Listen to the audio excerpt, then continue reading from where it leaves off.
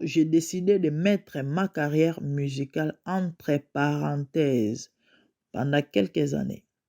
Je vais prendre soin de ma santé mentale et de ma famille qui sont ma première priorité. Du 20 novembre au 23 novembre, je sortirai mes 4 derniers singles. Merci pour l'amour et le soutien. Chanson Moyoa, date de sortie 20-12 mois 2022. Chanson Great Love, date de sortie 21-12-2022. Chanson Médiateur ou encore Médiataire, date de sortie 22-12-2022. Nom de la chanson est Mususu Tumufate, date de sortie 23-12-2022. On a ma déclaration Zawadi Asalaki na novembre o euti koleka awa. Alobi ke atie pause na carrière na musicale akoyemba lisusu te pendant mois bambula akomi yango bien quelques années. Alobi ba mois te ba semaine te ba jour te quelques années. Zambe na boya olatike mo vandina bo santu ozinga mina mangelo akoyembela kayotongo pe Moto ya MDG de TV en foot c'est linga wa bino mère d'orchestre la grande dame kane to mesana wa opesa basongo pe opesa conseil to ili susu lelo na dossier ya Zawadi nzamba pambola bino amona bino lisolo ya Zawadi eza nini lisolo ya Zawadi ezali toyebi ki Zawadi n'est-ce pas voilà toyebi ndeko Zawadi NT na bite NT wana ezala abbréviation ya naughty certainement NT naughty na lingala mwana mabe na anglais naughty Zawadi NT toyebi ndeko Zawadi oyo babengaka Zawadi Vaseline ndeko oyo abimaka na media awa ke Mike a violé, Mike a abusé ye, Mike a bimi na ye sans consentement na ye, Mike a tchubie na sima,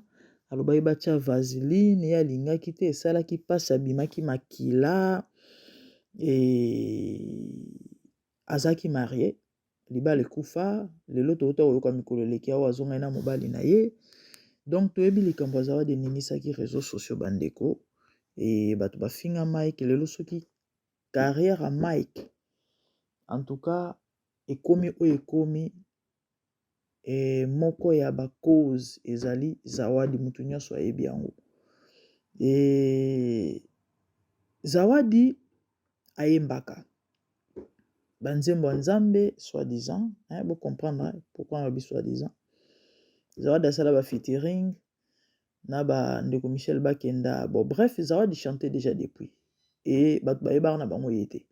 neti nga na yebaka na Zawadi te ngaka te personne ne connaissait Zawadi au fait Zawadi ayeba na yeka epa na famille na ye na ba master na ye na bato abana kosala na bango ba featuring et Zawadi bandeko azali na besoin abima abima ayebana ka ndenge ezala mosusu ozosala eloko ozosenga attention ya bato ouais ekopréoccupe yo po il faut bato bayeba bayoka bamona bakonsome produit to mpe eloko oyo ozokosala n'est-ce pas voilà ndeko na biso Zawadi la façon oyo ya monaki ya kobimela eza ya koya kodiembela na nsima nkombo ya Mike Kalambai akokaki na ye kosala yango en bien akokaki na ye kosala yango en bien mais malheureusement bino boyebi mokili oyo eya makambo ebele akoya kosala yango en bien azwi na ye mpe gaz ebele badiembela na nsima bato bazwa bagaz ya des faiseurs de roi ouais yana bato mosusu wana étoile ana bagrâce na ye ana bangenge na ye so okangami na ye opafuki omati toke mosika te Ali Alisi abimisi nzembo asali featuring na Moïse Mbiye bolingo ya solo bolingo nzambe eloko mwa bajar wana oyo ya nzembo Moïse Mbiye te Moïse Mbiye pe asali mpe nzembo bolingo nzambe kaka so mpe bolingo solo même titre na oyo Ali Alisi asali ya Alice et ça déjà ba une semaine mais moi je crois bimi ba ya Ali Alice et que ba 2 semaines et ça une semaine et que ba 2 semaines ya ndeko Moïse et que ba une semaine Alice Atali baisse ezali baza parmi bateau pe un moment bapelaka pe moi mais puis après gaz yango pe kenda nango toyebi actuellement bamusicien chrétien to masolo na bango betama asu te bao bazalaka toyebaka na mikolo ezalaka babano baobima baomeka moko bimisa mwa mitu donc bao bazalaka toyeba wana oyo moke bazomeka mwa kozala part ya Momo Moïse Mbiye bon pas vraiment bao bazalaka déjà en tout cas gaz ezalaka nango mpenza su te Alice Atali amoni ke gaz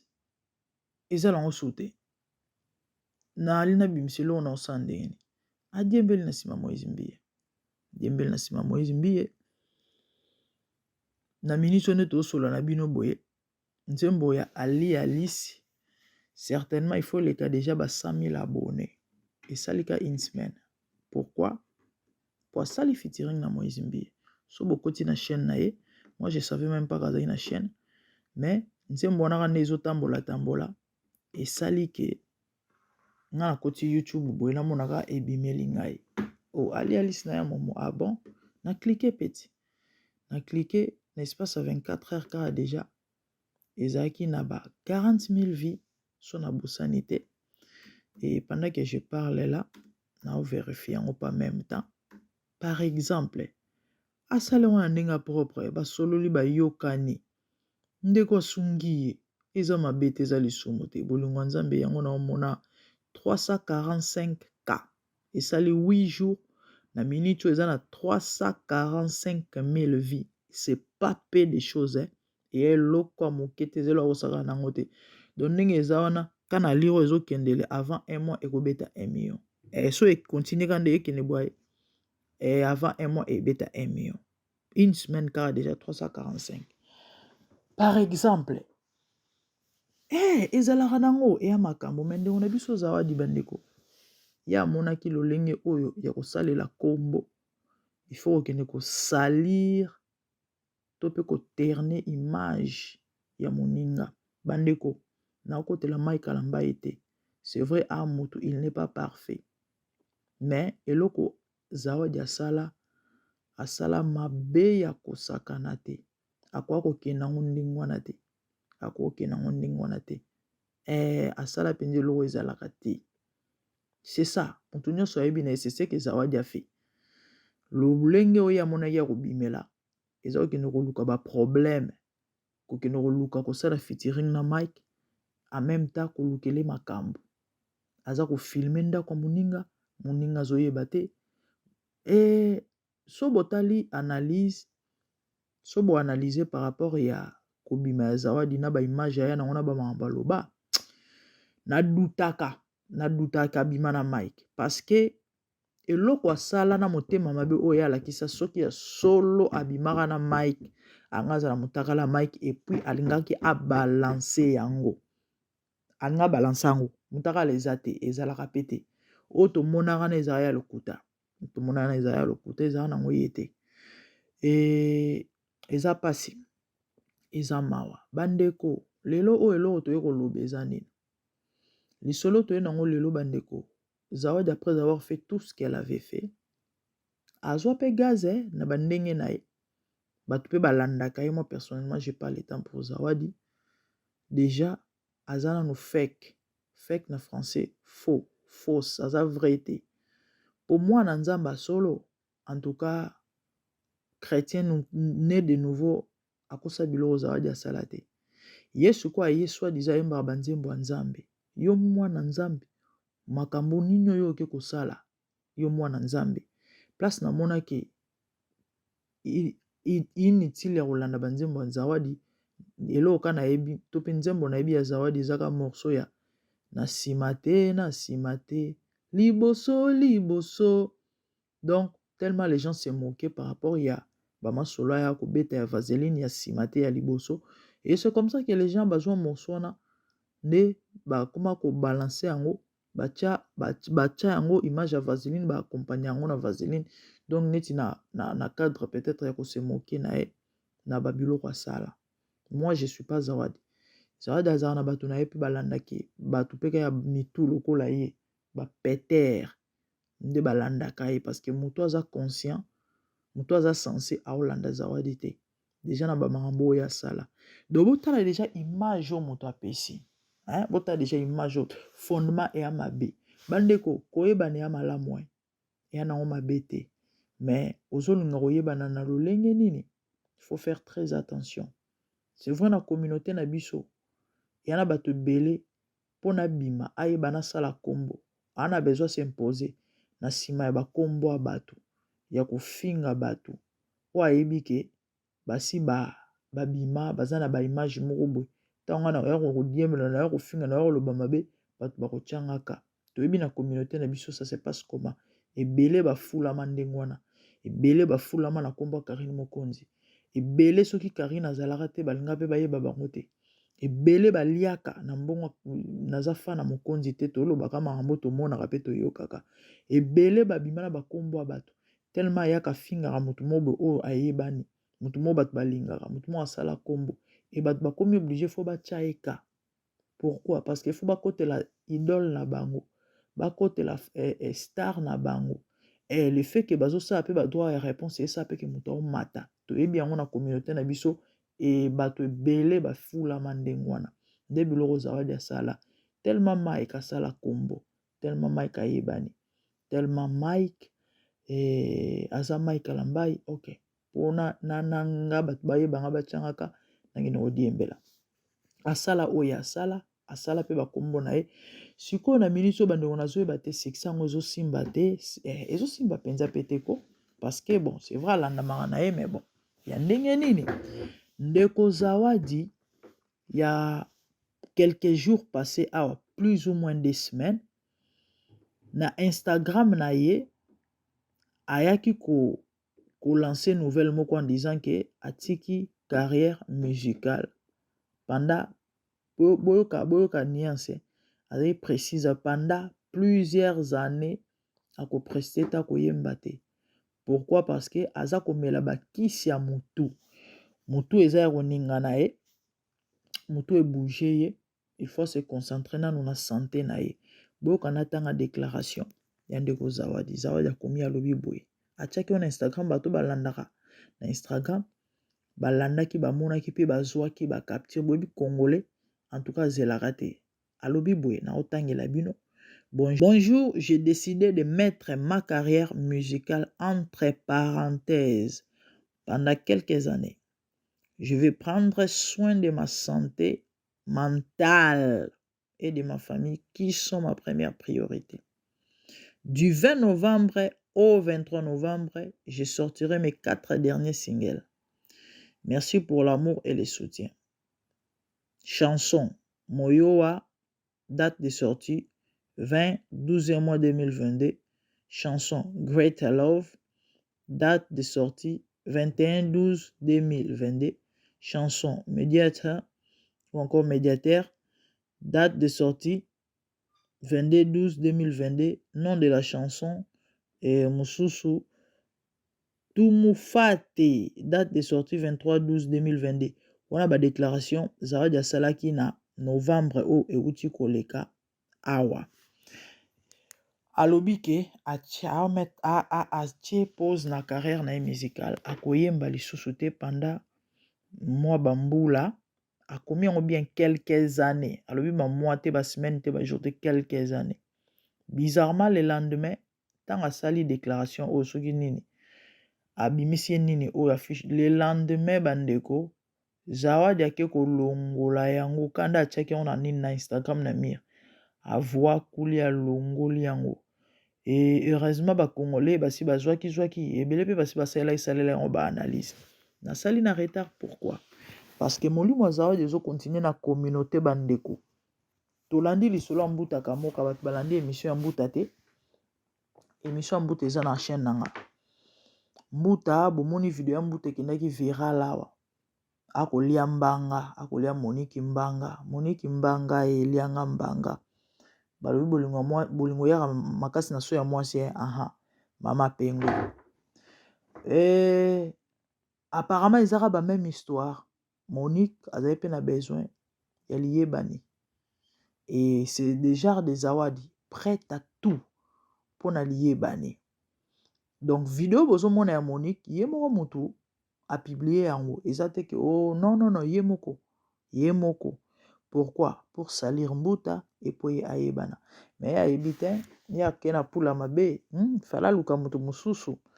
Mbuta vida na ye déjà. Mbuta vida na ye, Mbuta si asila na ye. Yango bomoni ba occupé na bango pe ma te pourquoi? Po ba yebi na bango pe déjà que Mbuta en tout cas Doberman bande obolimbisa ba yebi Mbuta sango bido bandenga za wana. Yango moni bato ba occupé na bango ma te. Bato pe ba occupé zawadi uta ye mbakata ye Monique wana na yebi te soki eloko nini nango asala rapo ayako comme star je sais pas. Donc molimo ya zawadi bandeko eza makasi na communauté toko benga bango ba kamikaze aza mutu oyo molimo si ateka ya ayebi ke aokufa na ye donc aolata bombo bokufa na ye elongo. Faites très attention bandeko na ba relation boza nango o amical o amoureuse. Il y a des hommes kamikaze, il y a des femmes kamikaze. Mibali oto pe baso baboya bango te soko boye en tout cas a créer lo maman na mo comprend ako bebisela yo vie ako bebiselo ba relation ebele baza bongo. Donc risque eza ke lobi ta musupo balate risque eza lobi ba cop no ebeba parce que auti côté sonzo. Il y a des gens comme ça. Molimo zawadi continuer na communauté yango bandeko na lobai na oya osala émission pona kebisa bino dans vos entourages na ba relation amoureuse caractère même amicale baninga ya boye bazalaka pe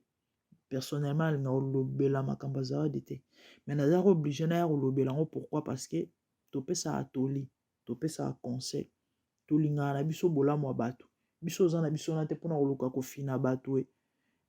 so oyebi ke eloko kosunga moto toyaka to partager nde raison etindanga na kosala émission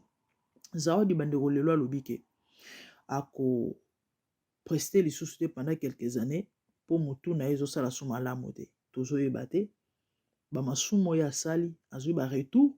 to eza kaka buzz et il paraîtrait eza nango buzz parce qu'akendaki kolongola yango. Donc une personne à tout prix azoluka kaka balobela ye yango pe bomoni mpe tozolobela ye il faut créer elo mois ça elo mo bote oyoka un mois passé bazonga na mobali na ye boyoka ki non un mois passé bazonga na mobali do apparemment na ye na mobali na ye babata baje babata baje bayebani baventure na bango bamesana kosala. Donc c'est compliqué mokilo bomona eza na makambo bandeko na ngai mokilo bozomona mambo yango wana bandeko toyaki topesa bino conseil. Faites très attention ekenge fait l'homme eloba ba congolais toza na ebandeli ya mbula lelo toza soki le 2 janvier 2023 l'année l'année ne fait à peine ezoko banda l'année ne fait que commencer à peine maman tia ba garde fou papa tia ba garde fou olingi mbula sika emema makambo ya sika yo mo banana kozala changement talo otambolaki ndeni na 2022 na entourage no ozalaki na banani pembeni na yo bakamarade mo bobetela bino masolo akwanga na makayabo oyo avansaka nango ebakisaka nango implicité mpe koavanse yo mpe na eloko te ovandaka na bango barelation moko oyebi ke ekoaporte nango eloko te mobali moko bozalaka na oyebi ke mobali oyo futur eza nango te mama kolekisa ngonga boma l'air vie ya mwasi ezala mokuse mobali azala na temps limité akobota te yo kolekisa ngonga wana baménopause précoce mpe koma so mpe ye précoce te na 45 ans mama yebaka ozwi ménopause mozo kolekisa no ngonga lobi olalola mokosu te okomi na 50 osala eloko te na vie. Mama papa boma relation ezokoaporte eloko te